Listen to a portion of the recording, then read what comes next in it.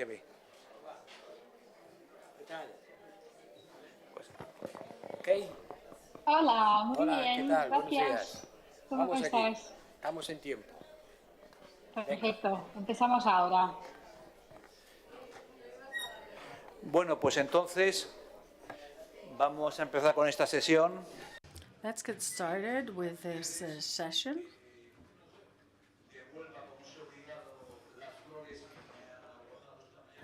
Please allow me to give back the compliments given to me by the High Representative, and he doesn't need to thank me for being here, because if it wasn't me, someone else would have organized this, and I would be with you in the audience. So what's important in this course that the High Representative has been promoting for more than 20 years with a success in audience. I hope we don't die of success. And even though the High Representative always says this will be the last year, I hope we continue to see each other, and time will tell. So I will be moderating this session.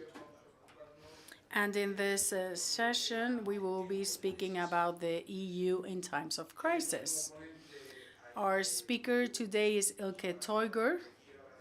I would like to thank her for the effort made to be here with us in spite of the difficulties of the summertime. Silke is director of the Global Policy Center of the Instituto de Empresa in Madrid. And she's one of the analysts in political sciences and strategies best known globally. A group of friends and myself say she's Spanish Turkish, even though she's Turkish. She's been working in Spain for a long time. She did her PhD at the Autónoma University in Madrid. She was a professor, or she worked for the Elcano Institute, and she has worked for a business in Madrid. And according to her CV, is senior associate in the Center for Studies in the Washington, and is a fellow of the European Council on Foreign Relations. And she also participates in the German Institute for International Security Affairs, and of course is also part of the Istanbul Policy Institute in her country of origin, Turkey. In this session, Ilke will be speaking about three important subjects, and it's a session that is very much linked to the one in the afternoon, even though the one in the afternoon has more to do with the institutional side of things and the response of the European institutions. And with Ilke, we will be focusing on what she suggested as a big thematic blocks regarding the crisis and its transition. She will be addressing the issue of climate change and technology. She will also address the issue of economy and also demography. I've asked her to dedicate around 10 minutes for each. And if you have questions that cannot wait and that are urgent, you can ask about each of these subjects, and then we can have a general panel session with everyone. You have the floor. Perdón. No, es solamente para saludarte. And I would also like to say hello, Ilke. I'm sure you're on holidays like we are here. And maybe we try and be too ambitious, because you want to have questions after each of the subjects is addressed. Well, of course, I depend on what the audience wants. But if there's a specific question about that subject after each one, we can have dedicate just 5 minutes and one question. Yes, and then we will have the debate after she addresses the three subjects. So we have a Turkish-Spanish citizen that shows the internationalization of the Instituto de Empresa. Thank you, High Representative and Francisco. I'm very pleased to be with you today. It's a shame not to be with you. In fact, I was in Santander a couple of weeks ago, and I know you're very fortunate for being there. I definitely know how lucky you are. And I also want to extend my greetings to Professor Tsoukalis, in addition to Joseph Borrell and Francisco Fonseca. I also enjoyed very much his lecture, and he made actually my job very, very difficult.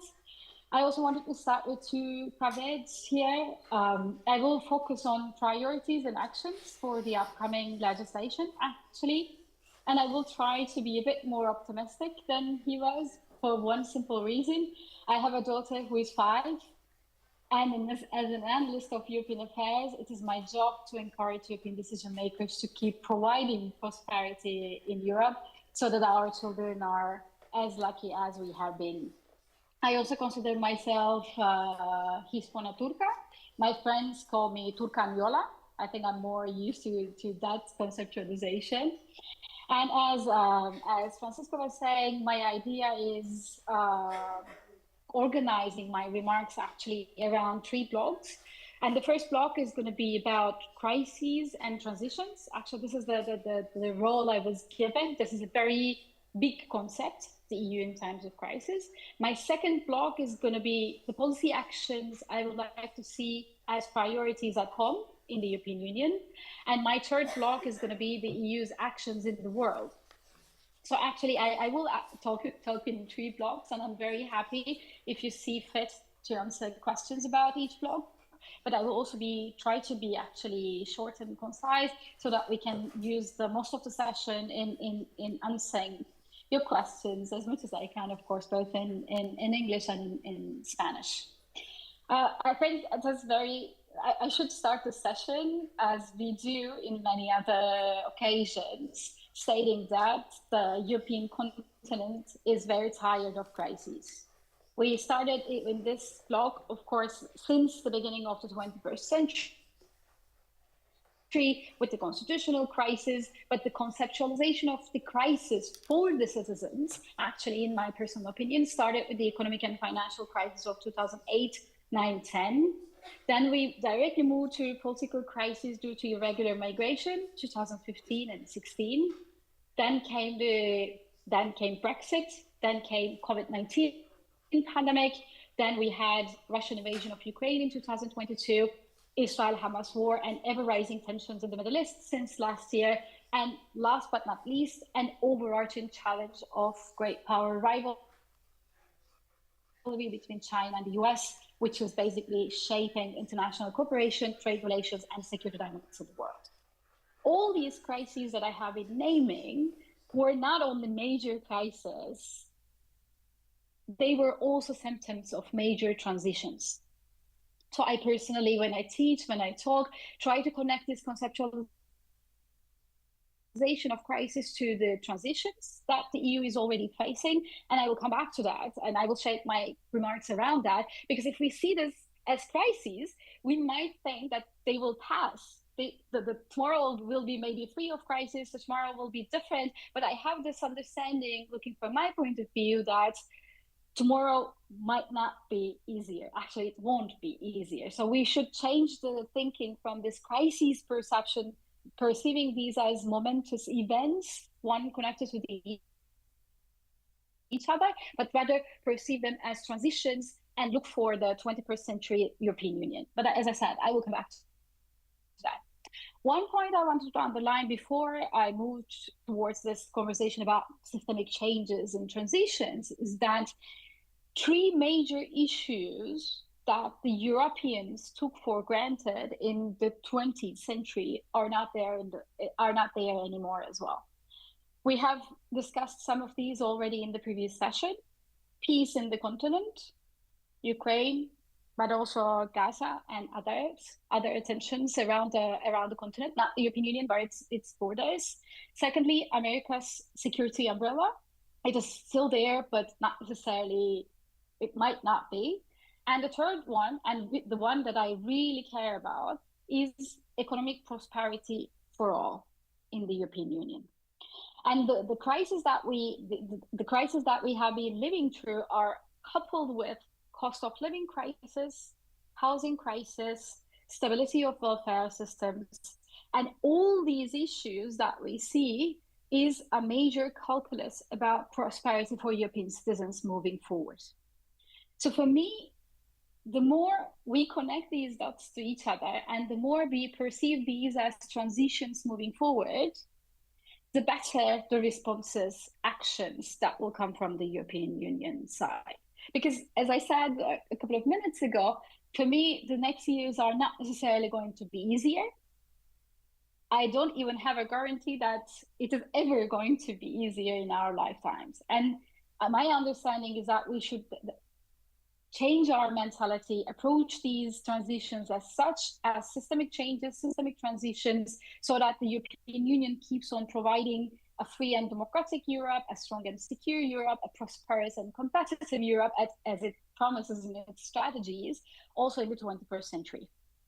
So my intervention and my understanding of how we should behave in EUs in times of crisis is focused based on this understanding. In the meantime, while all these changes and transitions are happening to us in the continent, the world around Europe has also become way more confrontational, way more transactional, and way more uncertain.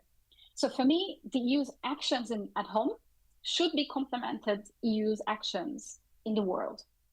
This is why I decided to today start with this 3-block intervention on EU's transitions, actions at home, and actions in the world, because I personally think these are super interlinked, and these are going to be the necessary actions to take for the upcoming legislation, which will start this fall.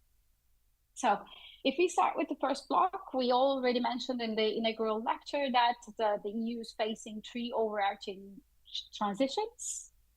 The first one is the green transition, the second one is the tech revolution, and the third one for me is the demographic challenges that we are facing. I know there are different panels on each of these ones, so I will try to be a bit more specific and a bit more to the point with some of them, not necessarily go very much in detail with each of them. But I want to underline that the green transition and tech revolution are not necessarily momentous challenges that we are facing today. They are actually, it's the EU, it's a single market, it's competitiveness, and it's prosperity for the citizens for the years to come. So I think these 2 blocks should be perceived as one major issue moving forward. I actually want to add the third one, this demographic challenge version, because we talk about the aging population and sustainability of the welfare systems. We talk about the pressure of irregular migration and border security, and this is a very sensitive issue and a major issue. But we barely talk about the lack of investment in higher education, innovation, and job opportunities for the future generations. So in my personal understanding, this green transition, tech revolution, and demographic challenges looking from this investment in higher education and innovation perspective are the 3 challenges that interlink each other and state the core of the issues that will define the European Union moving forward. Actually, I even want to share an anecdote with you here.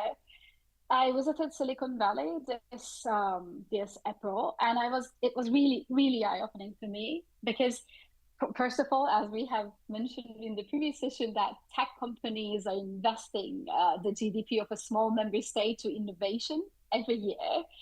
But the second part is also that they are recruiting the best and the brightest minds of Europe. I met many people from Spain, from France, and others, not just because of the job opportunities that they receive. I'm sure they are getting very good contracts there, but also because they see that the future of innovation, the future of these sectors are elsewhere. And I found this profoundly important for the future of European integration and for the future of the European Union. This part is very much linked to the conversations that we have about the single market and the competitiveness. So in Nicoletta's report and Maria Draghi's report and assessments, but I wanted to underline this understanding that our transitions the green transition, the tech transition, and the demographic transition, which cannot be just thought as an aging issue or a border issue, should also be discussed as investment in higher education, investment in innovation, and investment for job opportunities for the future generations. This brings me to my second block, actually, which is what I see as priorities for the upcoming legislation, which I call as actions at home. Because, as I said, for me, transitions, actions at home, and actions abroad, actions in the world, go hand in hand. And for me, the upcoming legislation should focus on two major challenges. The first one is economic stability, competitiveness, and prosperity. And the second one is security and defense. I want to start with the first one. And I want to start with a really important point that I care very deeply. I think in this legislation in 2019, 2024, we focused very much on this because of the preferences of the President of the European Commission and others on the geopolitical side of things. So we focused on economic security, we focused on competitiveness for geopolitics, we focused on, because also due to wars and pandemics in the continent, on the geopolitical side of things. My personal idea, my vision for the next legislation is that we should connect economic stability, competitiveness, even single market, more and more to prosperity. Because that way, if we can connect this, that, okay, we need to fight against climate change, we need to transform our economies, because otherwise European citizens in the upcoming generations are not going to live as well as we have done, or our prior generations have done, should be the central point of convincing citizens that these transitions are major and necessary. So this doesn't change the fact that, of course, that the European competitiveness needs a major boost, and the fundamentals of global economy are changing. But what I want to underline here is that the transitions will require lots of money. I will come to that, all the discussions about budget. And the way to finance things are that either from national budgets or from European budgets or with own resources. And all these discussions require a buy-in from the European citizens. And the clever way to get that buy-in from the European citizens is to link transitions, priorities to their own prosperity and prosperity of their children. So for me, the conversation also starts with the single market, because contrary to the common conversation in the last months, single market has been and will be one of the central forces of the European Union, its source of power and its source of prosperity for its citizens. And the single market that we have today is not suited for the world where the EU is right now, because the EU share of the world economy is shrinking, and its competitors are less willing to play by the global norms. And this is very different than the setup that we had from the 1990s, since the end of the Cold War, where globalization was on the rise, interdependencies were praised, and this was the key to global prosperity. So we are changing the balance very much. The balance of the world has changed very much, and the EU's perception when it comes to the single market and its approach to the conversation related to modernization of the single market, competitiveness and economic security should change as well. What I see key right now, and this kind of connects me back to the transitions conversation, is how to decarbonize, industrialize, and in the meantime, achieve competitiveness and intergenerational fairness. This is a task that sounds way easier on paper, way harder on reality, but I think this is a very clear task for the years to come. EU needs more investments, starting with farming, industry, digital and strategic technologies, but also in higher education, as I mentioned, in people, in skills, and all these are linked to the conversation that I have been mentioning about prosperity. I personally think, and I think this is no secret, so many colleagues have written about this, and there will be a longer discussion about that. We need capital markets union so that we can mobilize more private funding, and that the European investments stop European investments from going to other international markets because our capital markets are too fragmented. So we are facing a task here is that we just don't continuously talk about the importance of competitiveness, decreasing interdependencies, and economic security, but change the conversation to European actions so that we are linking clearly transitions to policies, and policies could be pending deepening in the European Union structure to the prosperity of citizens. And these conversations, as I said, are going to be very, very, very difficult.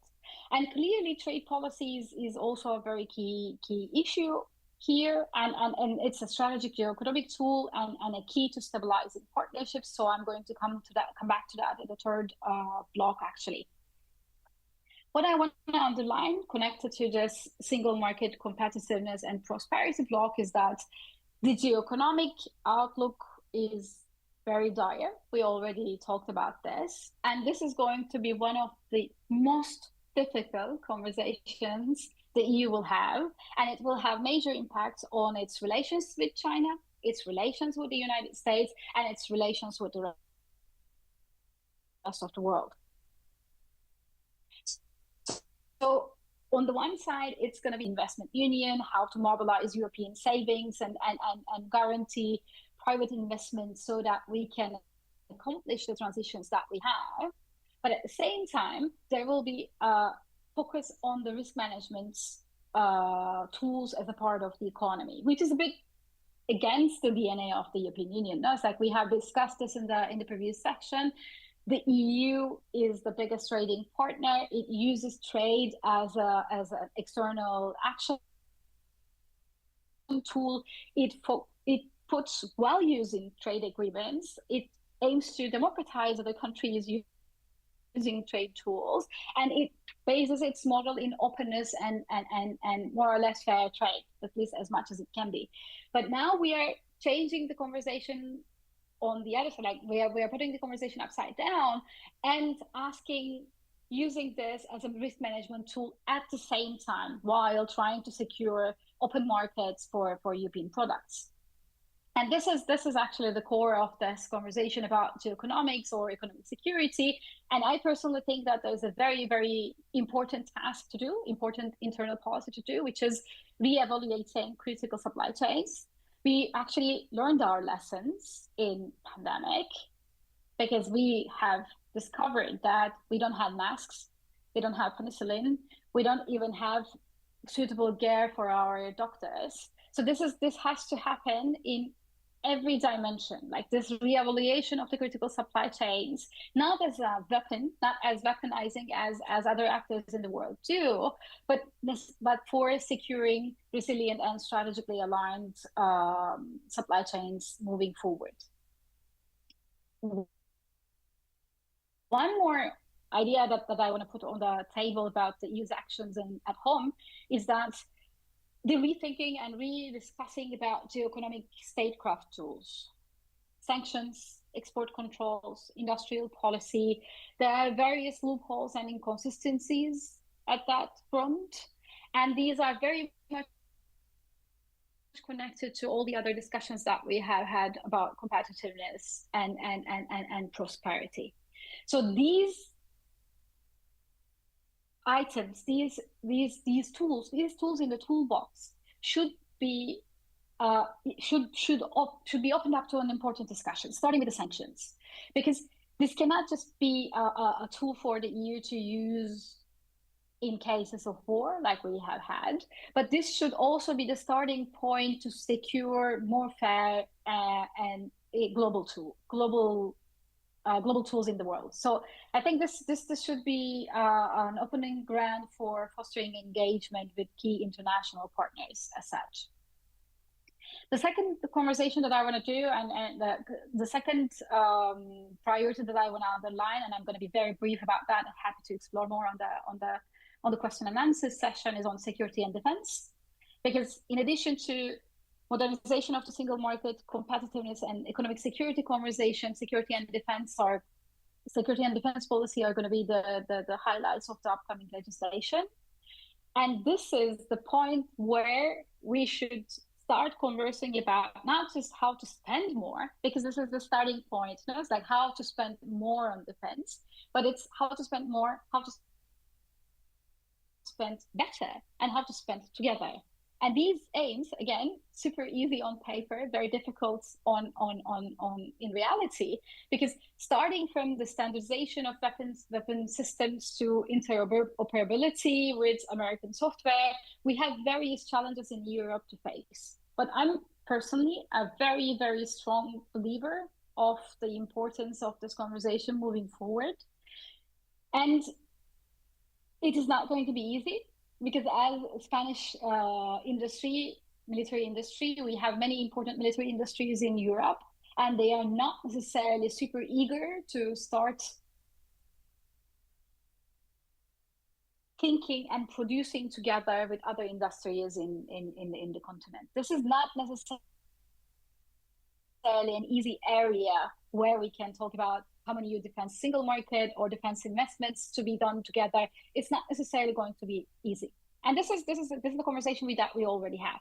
A point that we don't discuss very much in Europe is the link between defense industry and tech industry. These two, looking at the war in Ukraine, Russia's invasion of Ukraine, we have seen that most of the major defense needs of Ukraine, and of course its allies supporting its fight against Russia, are provided by the tech industry. Of course, there's the dimension of ammunition and the weapon systems, and we are mostly talking about these dimensions of helping Ukraine. But the coordination, intelligence sharing, stockpiles, the fight against cyber threats on the ground, all these dimensions and all these needs of war that we don't necessarily discuss that much are provided by the tech industry, and mostly private companies of the tech industry. So for me, this is one of the interesting conversations moving forward for us in this realm, that these two very different industries, defense industries are more national, more strategic, more, maybe I can even say older industries with different mindset, are clearly being more and more connected to the tech industry, where Europe is not necessarily so powerful. We discussed this when it comes to the major companies in the US, but we don't necessarily discuss this when it comes to the security and defense needs moving forward, European pillar conversation, and how to work on the European champions, truly European champions in the defense industry, without connecting it to tech industry. So for me, I'm sure there are many other experts in the room that work more on security and defense. So this is going to be my 2 cents on this in this regard. But I personally think for the upcoming legislation, this conversation about economic security, competitiveness, and prosperity will be the key. And the second key will be the security and defense conversation. But we should definitely stretch the borders of this conversation moving forward. And actually, we are entering to a period where we will have all the possibilities in the world, because in 2025, there will be multi-annual financial framework revision, which is the EU's budget. And then there will be a conversation about the upcoming multi-annual financial framework, which will actually clearly define what the EU's priorities are and how the EU will pay for them. Because for me, there are 2 things. So if everything is a priority, nothing is a priority. And if there's no money behind the priority, then that's not really a priority. So we are entering into this period where the EU will discuss priorities among 27, which is a very, very difficult task. And then actually, we will also discuss what kind of money could be put behind them, how they will be financed. Will they be financed by national budgets? Will they be financed by the EU budget? Will there be own resources? If so, how? What kind of taxation conversation for public money? What kind of encouragement for the private money? So this conversation is just around the corner. And for me, the priorities and to budget, the more successful we will be in handling the EU's challenges, EU's upcoming crisis moving forward. My next block is on EU's actions in the world and partnerships, but I just wanted to check. I wanted to keep my promise, and I wanted to check if anyone would like to ask any questions, or should I continue also with the third block and finish? I'm not going to be so long, but I wanted to check that forward. Francisco? Sí. Yo creo, Ilke, que como... Well, Ilke, I think since all three blocks are interconnected, we'll let you finish and then we'll start the debate. For me, the third block, which connects me with transitions to EU's actions at home to EU's actions in the world, is about partnerships. I think we are entering to a period, and the next legislation should be about as policies at home as partnerships in the world, because both in the previous lecture and in High Representative's remarks, and we have seen that the EU is trying to navigate a highly complex, insecure, and volatile geopolitical context with major instability at its borders. Of course, Russia's invasion of Ukraine, but not only. I think the professor used the term arc of instability, and I cannot agree more. And we are facing this arc of instability around the EU's borders from a point of view of failed policies in the neighborhood. For me, as analysts, it's easier to say this, no? It's like, and I'm not seeing High Representative's face at this point in time, but I think we are entering into a period where the EU's Russia policy has failed, Eastern Partnership has failed, or at least requires a rethinking. Middle East peace process requires a rethinking. Sahel is the same, and everything related to migration policy as well. This is not necessarily all our fault, but I think it's very fair to say that we need new thinking and new focus, and a new focus that goes way beyond border management. So if I were the EU, if I was checking with the upcoming High Representative Kaja Kallas in the next legislation, I would say that the EU should start with its own continent and its own neighborhood to redesign its actions in EU and the world area. And the approach to neighborhood, in my personal opinion, should not necessarily only focus on border management, but ask a major question. And the major question in my mind is that how to guarantee that joint crises that are faced with our neighbors are responded with common solutions. And this is very much a connectivity issue as well. Like all the conversations about supply chain security that I have mentioned in the previous block, energy security, cyber threats, all these challenges that we face with our neighbors are also challenges to the EU.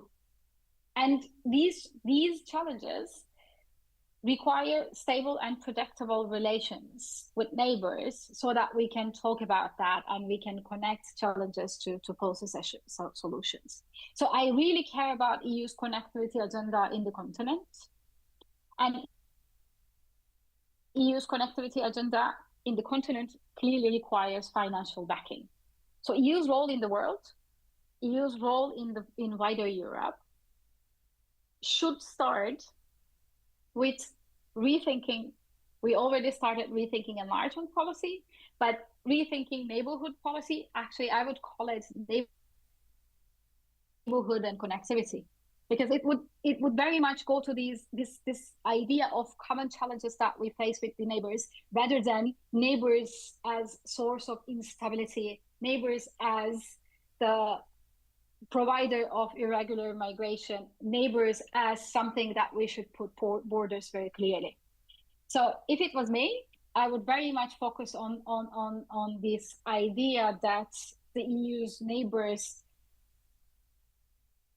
the EU's relations with the neighbors should be as stable and as predictable as possible. And as we have said in the previous session, these are not necessarily democracies, and having stable and predictable relations with non-democracies is not an easy task. I'm very aware of that fact.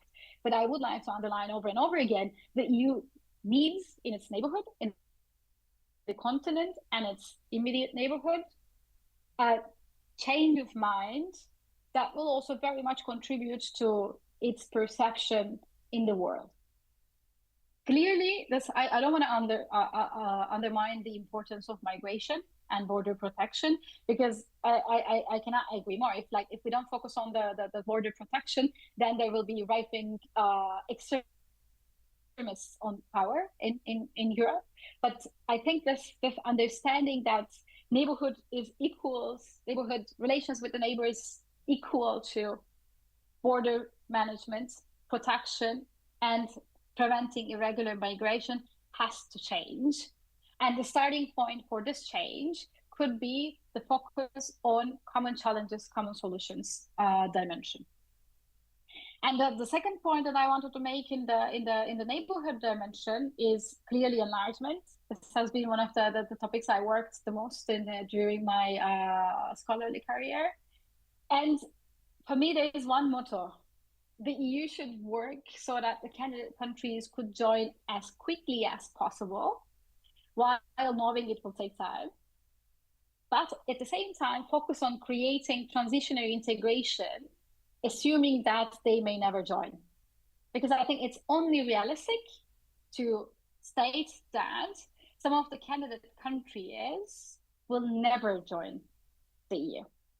And I think this is a very important point for the enlargement policy and whoever will take over the enlargement dossier. We have very recently written a paper called European Family Action Plan, and we are suggesting there not only joint common instruments and access to EU programs, which is already happening, a form of institutional participation, and last but not least, a security component of EU enlargement. Maybe we can call it a Copenhagen criteria for security, because all these conversation about connectivity, common challenges with the neighbors is also very much valid for the candidate countries. And this Copenhagen criteria for security, like observing and by the Commission yearly, systematically, what they are doing when it comes to security and defense, is going to be more and more important moving forward. And I personally think that the European political community could serve to this. I'm not going to get into that discussion very much, but I'm very happy to answer any question on that. The second important action for the EU in the world is related to transatlantic relations. I'm going to be very brief, but again, as Francisco said, I have an affiliation in Washington. I frequently travel to the United States. I try to understand what is going on there. I'm very well aware that the United States is the EU's most important ally. It's provider of security since the end of the Second World War. And we have to find a way to have good working relations with the US, whoever, regardless of the president in the White House. However, and I have a very big however there, actually, I cannot agree more with the assessment that Professor Tsoukalos already made, because the US society and politics have changed already. It's not just changing, it has changed already. The major interests do not lie in Europe, and President Biden could be the last transatlanticist. This doesn't mean that they will automatically quit Europe or NATO, but this will mean, and I have been seeing this over and over in my last visits, that they will try to transform the relationship with Europe. They will transform military aid, they will transform the EU troops, they will transform institutions, including NATO. And they will continuously try to convince Europeans that China is a threat, not a partner, competitor, and rival, as we have discussed and decided as an EU strategy. Maybe I can use one anecdote here. I was in Washington, NATO Washington Summit a couple of weeks ago, And I listened to 3 days of NATO conversation. From an American point of view, it was a 75th year anniversary. It was clearly a very different environment pre-electoral. But I have seen over and over again how the Indo-Pacific conversation was linked very cleverly to European security. You know that you might already know that the Indo-Pacific Corps participates in NATO summits since the summit in Spain, by the way, for the last 3 years. So Indo-Pacific Corps, Australia, Japan, South Korea, and New Zealand. And various people suggested that more and more institutionally, we should link these countries to NATO. I'm very well aware that Spain is not necessarily against us as a country, and Spain got the special envoy for the Mediterranean out of these negotiations. So nationally, it played well. It played very cleverly. But looking from a European perspective in the long run, I really have my personal doubts that the linking of European security to the Indo-Pacific will be the clever strategy for Europe. Even if it is that this requires a conversation among the European partners. But what am I trying to demonstrate with this example is that the United States will transform institutions according to its own interests and perceptions and security threats moving forward. The Europeans should not necessarily clash with them. The Europeans should have conversations so that they have their own strategy. And this is going to be actually the only point that I will make about the transatlantic relations. And last but not least, and with this I finish, and I'm very much looking forward to the conversation that we will have, is the third important action in the world. So the first one was wider Europe. The second one was transatlantic relations. And the third one is what we call the plural South, or the global South. I use the term plural South because I really think that they have different perceptions and different visions. They are very different countries and they cannot be put in one box and treated as such. But there's one major common issue when it comes to these countries' perception of the world. And for me, that they are changing from this non-aligned logic to pluri-aligned or issue-based alliance with different powers logic. So it's all these informal formats, flexible relations, not treaty-based alliances, but issue-based conversations. And they really enjoy this. So they enjoy being a part of the BRICS. They enjoy being a part of maybe the Shanghai Cooperative Institute. They enjoy the conversations with the United States. They enjoy the conversations with the European Union. And this is going to be this way. But they call this, and they will work with the EU in some parts, especially when it comes to the multinational institutions, because they want to have an ordered multipolarity. I really like this concept, our ordered multipolarity, because literally the countries in the plural South have zero nostalgia for a Western-led unipolarity or bipolarity. They actually think that the time has come for them to have a real impact on how things work. I visited India in February. I will visit South Africa in October and Brazil in November. We started projects putting thinkers from these countries together with the Europeans so that we can understand each other better. And for me, it's a major task for the European Union, for the upcoming legislation, that it starts building stable and predictable relations with these countries.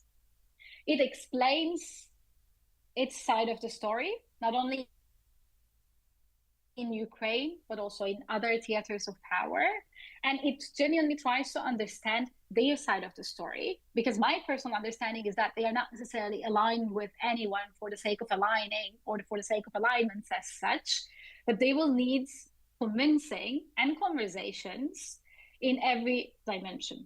So for me, the EU should invest in its relationship with these countries, not as a bloc, but particularly as specific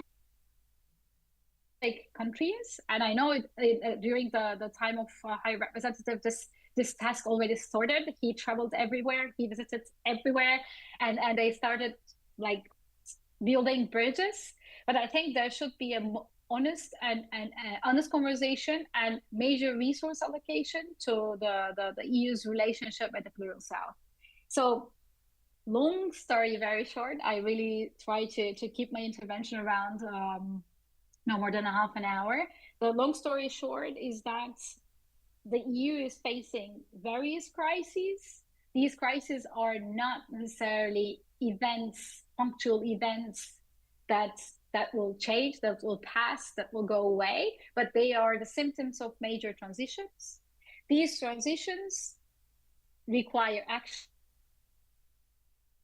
and these actions could be taken both at home with EU's policies. I talked about competitiveness, economic security and prosperity, and security and defense as two major priorities for the upcoming legislation.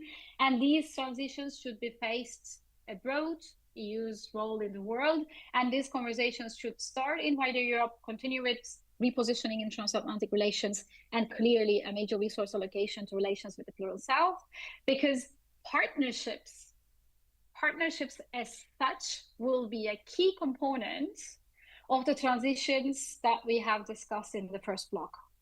There will be no transition alone in Europe, but the transitions will be very hard if the EU does not partner with the key countries as providers of critical raw materials,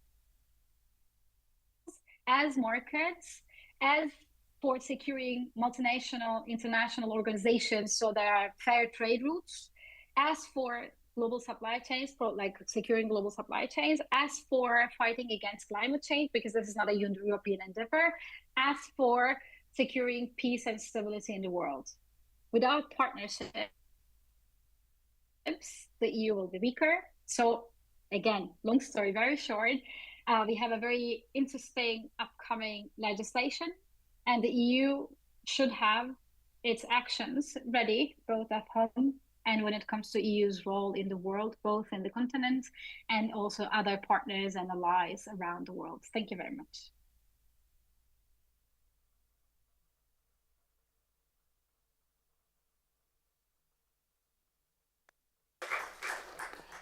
Thanks a lot, Ilke, for your rich speech and for all the questions that you have introduced in our debate. Tenemos delante de nosotros 45. We have 45 minutes ahead of us for dialogue. And I think this presentation's merit is that Ilke put us in front of a situation of crisis that we cannot ignore and which forces us to establish transition settings. So correct me if I'm wrong, Ilke, but I think you have mentioned two magic words. No transition is possible with all the crises we have ahead of us if we don't have a strategic vision in terms of investment, not just financial statement, but also investment on education and sustainability for society. And there is no transition unless we have a clear partnership scenario with other countries, with third countries. I have drawn very interesting questions that you have raised. For example, Biden may have been the last transatlantic president. This forces us to rethink, and the ability to face the challenges and not hide from them forces us to build new scenarios. So I give you all the floor, you attendants. I see someone wanting to speak at the back. If you can introduce yourselves when asking your questions. Thank you very much, and congratulations on your speech. My name is José Luis Escario.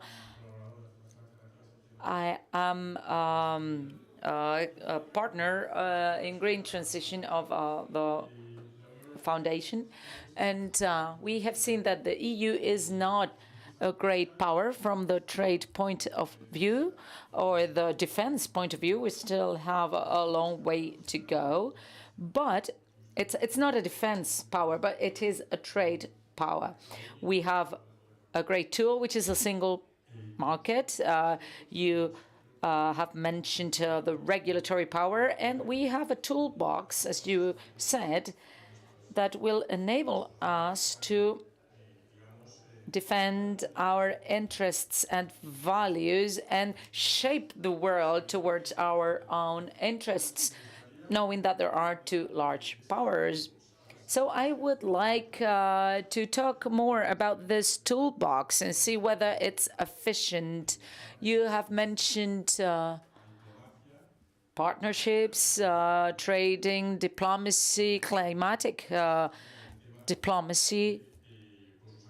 And I would insist on free trade agreements, environmental clauses, and how the EU is the first mover. It's the most ambitious player, but they have to attract the rest. Otherwise, we would lose competitiveness. Another issue is the CBAM.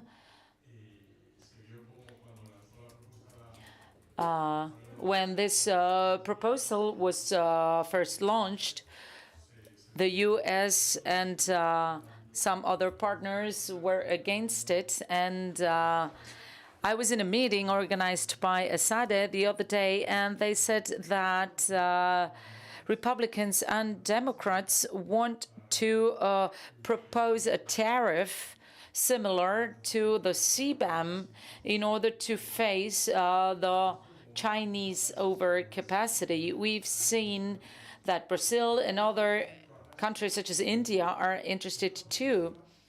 There is some traction that actually the EU promoted. Do you think that this toolbox is enough, or do we need more tools? So I think we can say we have a couple of questions already here. I don't know if there are any more.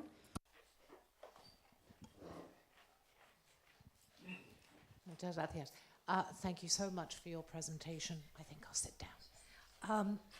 I haven't really thought this through, but in line with that, what comes through on legislation is everything takes a hell of a long time to be negotiated, and then come the budgets.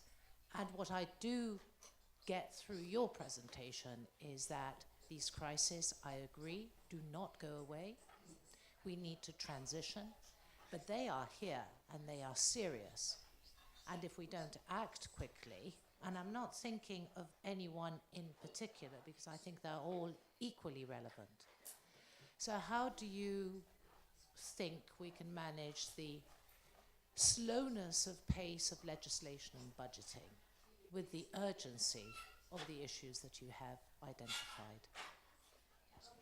Oh, and I forgot to introduce myself. I'm just a retiree. My name is Beatrice.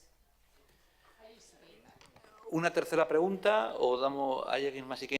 Or third question, or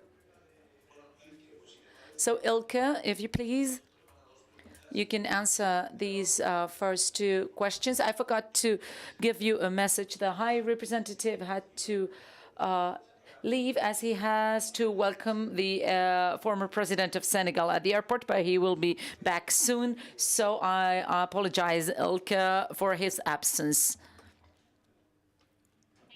I think both questions are extremely important and difficult ones. I'm going to start with the second one, actually. This is a major issue, it's like slowness of legislation and budgeting, and the urgency of the crisis and transition. And this is a problem that the European Union always had, and always will have, because of the nature of the institution. Because like 27 countries, different interests, different threat perceptions, and the needs to join action. But I think this is, I try not to focus on this part, even if I'm very well aware of the issue, because it is the nature of the institution. It is the more that we have a common threat perception, the quicker decision making will become. For example, the the sanction packages were not necessarily for Russia for invading Ukraine, were not necessarily super quick because of a couple of member states, but they were rather quick in comparison to other discussions. If High Representative was there, he would underline clearly the importance of European peace, using European peace facility for helping a country at war, which was done for the first time. The legislation on helping the migrants that are coming from Ukraine. All these pieces of action were taken rather quickly because the threat was a very big threat that everyone understands due to their historical interpretation of European history. It's like we understand Russia or the Soviet Union could be a threat, even if it wasn't also an ally for some in the Second World War. That's like complicated history. Anyway, what I'm trying to say is that I try to take this for granted, that the institution is complex and sometimes slow. I personally think that the more we engage, not only decision makers' point of like as decision makers, but also as civil society and academics and scholars and others in conversations that are closing the gaps in threat perceptions and understanding each other, the better it's going to be. So my understanding is that we should assume that this is the nature of the institution. We should try to change it whenever we can. So no qualified majority voting in foreign policy is one of the major discussions that we have. And also at the same time work on common priorities and threat perceptions. So this is the only way that I see. And of course, using instruments that are not necessarily part of the official channels. So it's like using EPF for helping Ukraine was a major example there. The first question on the economic toolbox, I think the question was phrased and framed very, very well, because using trade agreements and including preconditions on democracy or climate or child labor, social rights, etc., it has been one of the major powers of the European Union, but clearly it's creating reaction, especially the CBAM is one of the major examples. Now it's like it's creating reactions in many countries. But there, I think I see two issues there.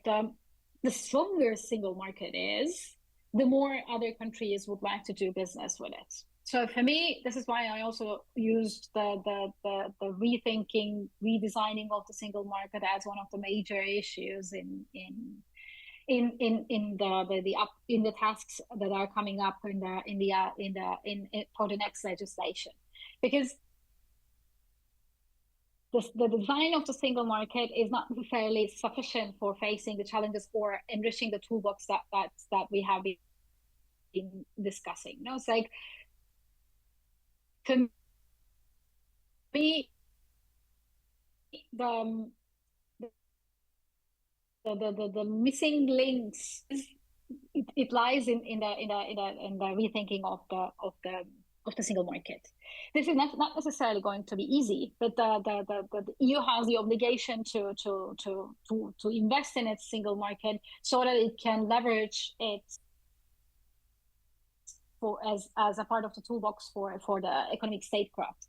And secondly, this is also again something that I try to underline. It's like we tend to think these conversations a bit separately. You know, it's like the trade policy, industrial policy, the geoeconomic statecraft, single market, citizens' prosperity, they were rather separate conversations until very recently. But the more EU rethinks and redesigns its tools in its toolbox, the more successful it's going to use them in external action. And this is, I think for me, this is a fact. Maybe, as I said, maybe it's easier said than done. But one of the major components of this conversation is again partnerships. And we in the previous lecture we have discussed this very frequently. You know, it's like more and more countries in the world, they still are major partners for trade for the EU. They still do business with European countries. But when it comes to major geopolitical events, they think that the EU has double standards. And very frankly, our reaction to Russia's invasion of Ukraine and our reaction to Israel-Hamas war didn't necessarily help. I think this just like empowered this understanding of double standards, and this comes also with the trade agreements, industrial policy, and geoeconomic statecraft as well, because they think that the EU will introduce like to trade agreements, environmental rules or democracy clauses or social standards, and then go do business with non-democratic countries when it see fits. So for me, the toolbox will be more powerful. The economic toolbox will be more powerful, including the fight against climate change, if the EU is honest and open in its understanding of international partnerships, including these dimensions.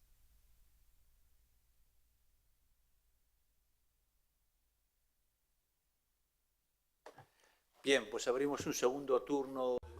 Okay, second round of questions. Yes, there's two questions and a third question that I will be personally asking. First of all, thank you, Professor. My name is Tomás Reyes Ortega.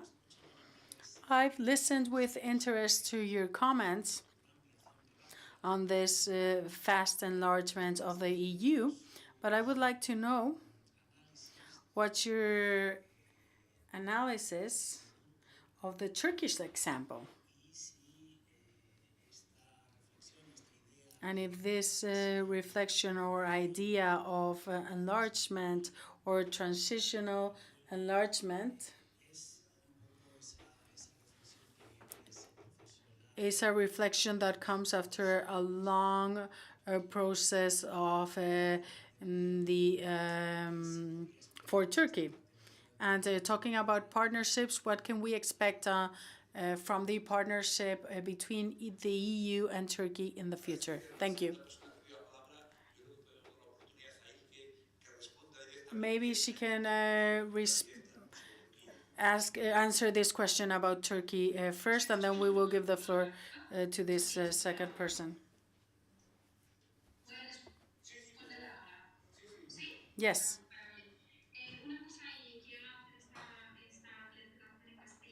I would like to say this in Spanish because I'm not defending a fast enlargement, first of all. I want for the EU to work on how it's going to enlarge itself and how it's going to become larger, but also being very aware of how some candidate countries will never become members. That's why we suggest this European plan in which we work in this two sides of things, and that is that very openly it works on the enlargement because there's no credible promise to give countries a status of candidate but then do nothing on the enlargement policy. It would mean nothing. It just works for the image of the EU. But meanwhile, it should also work on a model that some candidate countries will never become members, to make sure that relationships are operational and guarantee that there continues to be stability. And for me, right now, one of the countries that won't be a member is Turkey. So I would work on each specific case for candidate countries, trying to see and how to make sure that the relations between this country and the EU is based on legal and formal on a legal and formal basis. And we're really sorry, but the qualities of the sound is not very good at some points in time. In the case of Turkey, we've talked about a partnership agreement, not because it's a candidate country, but as a country that has an agreement, like all other candidates in the Balkans and Georgia and others, for Turkey to also have this partnership agreement with the EU. And that's my suggestion, to establish or to modernize this agreement with Turkey and to try and include in this agreement elements that guarantee cooperation and collaboration between the EU and Turkey. This is a special case for Turkey, but my understanding of enlargement, and it's important to convey the message clearly here, is that enlargement has been the most successful foreign policy tool of the European Union. It has made a very big promise to Ukraine, Moldova, and Georgia right now. It has Western Balkans waiting for advancing in their accession negotiations with the European Union. European Union also improved its approach to Western Balkans, including Bosnia and Herzegovina, but also others. And also introduced an economic tool, which is Western Balkans Growth Pact, that aims using economic tools for resolving conflicts in the continent. I think this is also kind of a good answer to the previous question. It's like, what kind of economic toolbox? This thinking of how we can use economic resources, could be aid, could be development aid, could be sanctions, could be any kind of instrument that the European Union has for resolving conflicts, resolving problems, is the way to go. It has been always the way, but it's also the way to go. And the Western Balkans Growth Pact, for example, promises different parts of single market access, but also promises the establishment of a mini single market between Western Balkan countries. So starting with using economic tools for encouraging them to resolve conflicts in the Western Balkans. We know that there are many conflicts in the Western Balkans, so that they can work on their mini single market first and then get some single market access before enlargement in the meantime. So this is a very innovative approach to enlargement, which is phasing in already in the EU. But my perception is that in the meantime, the EU should also add two more dimensions to this using economic toolbox. The first one is institutional participation, like observer status to candidate countries in council configurations, in European Parliament's setups, in plenaries, in different committees in the European Parliament, in other areas, and the EU is trying to do that as well. And the last one, and it is equally important, if not more important, is the security component, like how to encourage candidate countries, while they are candidates, not members, to coordinate, cooperate when it comes to security and defense policy, when it comes to connectivity issues with the European Union. I think these issues are going to be major innovative areas for policy for the European Union moving forward. Muy bien, muchas gracias, Ilke, y gracias sobre Thank you so much, Ilke, and thank you for allowing us to rediscover the memory policy and Article 8 of the treaty. And there was a question over there. Hi, my name is Delia. I'm also representing QUO EUROPA as my colleague here. And I also had a question about neighborhood and the EU's neighbors. And specifically, since you said that it's not only about border management, it's also about civil society and the civil society who's looking at the EU against the democratic backsliding happening in their countries, let's say, for instance, Georgia, right, as an example of this. So how can the EU maintain that membership credibility for these candidate countries? How do you see enlargement going forward in the following years? And do you see, for instance, gradual accession or stage accession as a solution to the candidate countries who are facing democratic backsliding in their own situations and nations? Thank you. ¿Alguien más quiere tener una intervención? Una intervención allí. Any other further comments or questions?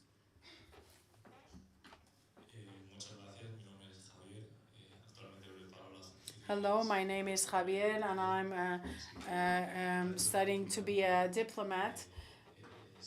And thank you for giving me this opportunity to learn about what is happening nowadays. I would like to ask about the pillar of partnerships. There have already been a couple of questions regarding this, but I usually hear the term friend shoring in the community policy in Brussels, and I would like to know how this fits into the open trade or free trade vision.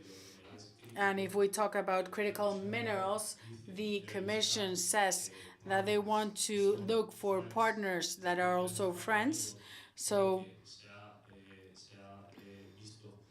yes, they've observed that the supply chains of some of the partners that we believe to be friends were not so much their friends, and therefore have not been that resilient.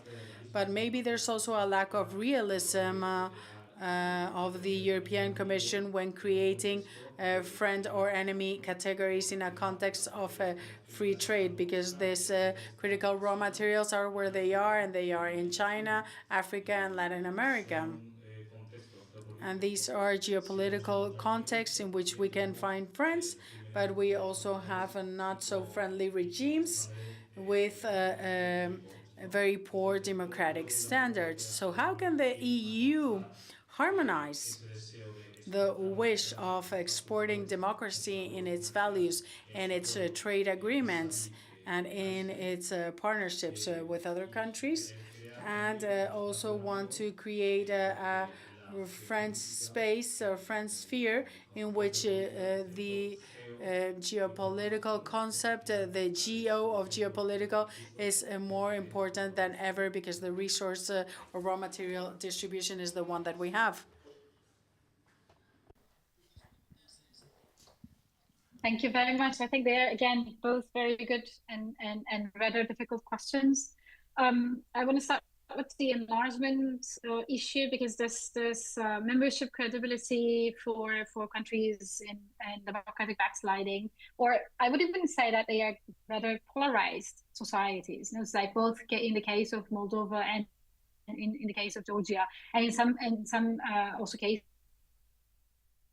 in the Western Balkans, we have one side of the society very genuinely pro-European, trying to improve their standards so that they get closer to the European Union, while the other side of the society, both because of internal and external factors, I don't want to get into detail there, but internal and external factors play in harmony there, that are not necessarily that pro-European, and they would like to hinder the process. And democratic sliding, using power to the detriment of democratic credentials, including press freedom, minority rights, and the rule of law, is a major issue for the European Union moving forward, and its credibility when it comes to enlargement policy.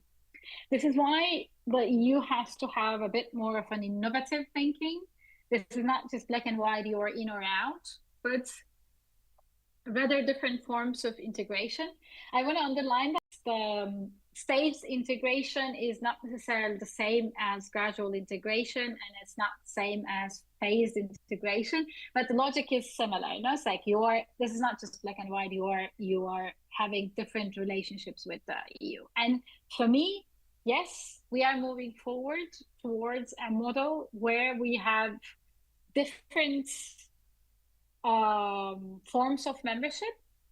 This is an eternal discussion. This is not new. This has been discussed for decades, because when the EU wanted to enlarge to the Eastern European countries after the fall of the Berlin Wall, the conversation was there. When the EU decided to enlarge the Western Balkans, the conversation was there. Now with the inclusion of what we call Eastern Trio, the conversation is once again there. But yes, if we want to keep the credibility of the enlargement process and the functionality of the enlargement process, because the enlargement policy is there because this is the best tool that the EU uses to export democracy, rule of law, but also common market standards. At the end of the day, these countries are not just members of the European Union, but also part of the single market at the end of the day. And rule of law is rule of law for values, but rule of law is also the base of a well-functioning single market, because without rule of law, there is no well-functioning single market.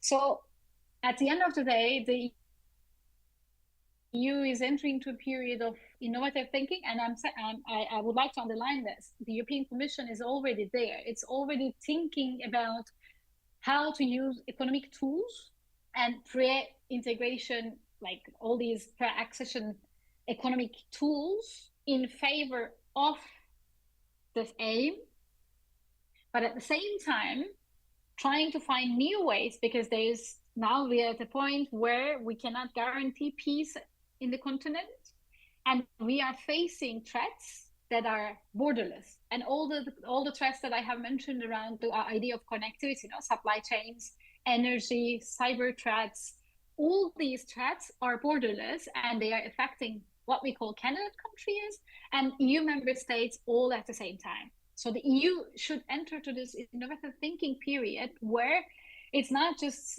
investing in enlargement policy so that it invests in a future member, but the logic should be rather, in my opinion, in my understanding, is that this investment should also guarantee fruitful and stable cooperation and coordination with the candidate countries in the meantime. And one of the key issues of this is institutional participation. So there is a common ongoing conversation between candidate countries and the member states when it comes to threat perceptions, not only in foreign and security policy, but in all areas of policy. And the other one is a special focus on what we could call, for example, the Copenhagen criteria on security and defense, because the EU has the necessity to both monitor what is going on in these kind of countries and find ways to cooperate with them in the meantime. The second question about who is friend, who is a foe, how can the EU could secure friend shoring at the same time, look for the critical materials and trade routes beyond friends.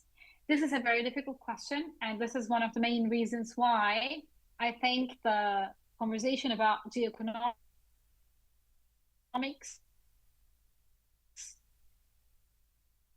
go hand in hand with the conversation, because the world as it is today, where interdependencies could be weaponized, the EU will need more and more a new understanding of how to approach other countries when it comes to trade relations. These trade relations could be as provider of critical raw materials to Europe, or these trade relations could be as markets or giving market access to the European single market.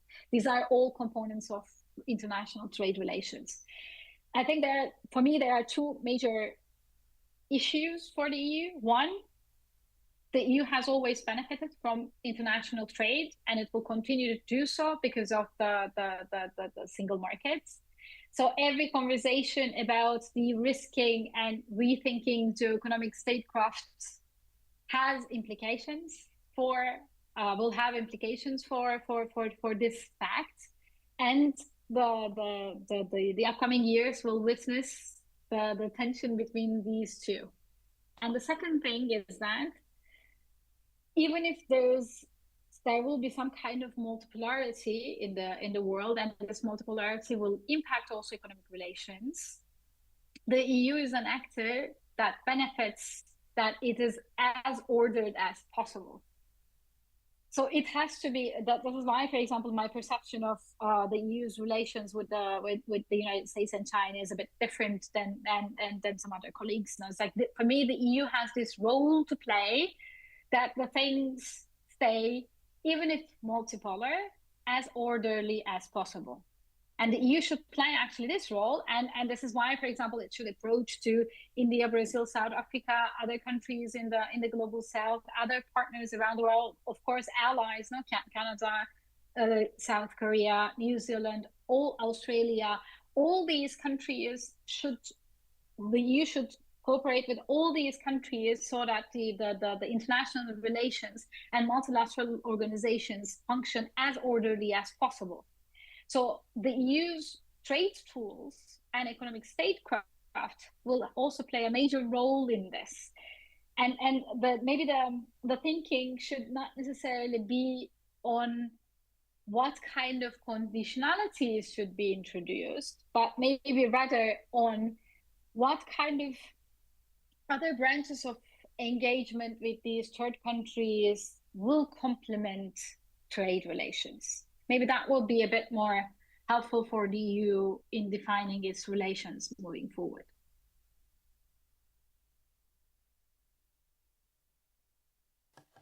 Muy bien, muchas gracias.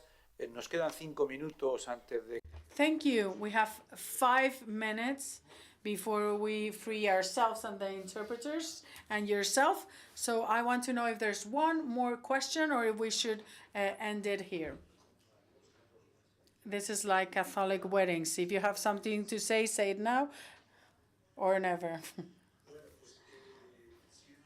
Well, if there are no further questions, once again, I would like to thank Ilke. Thanks, Ilke.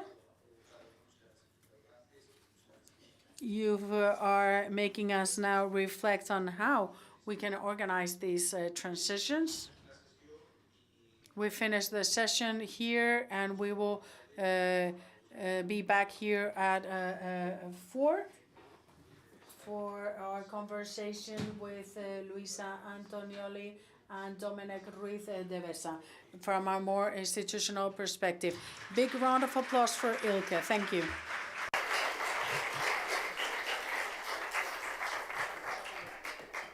Muchas gracias, Ilke.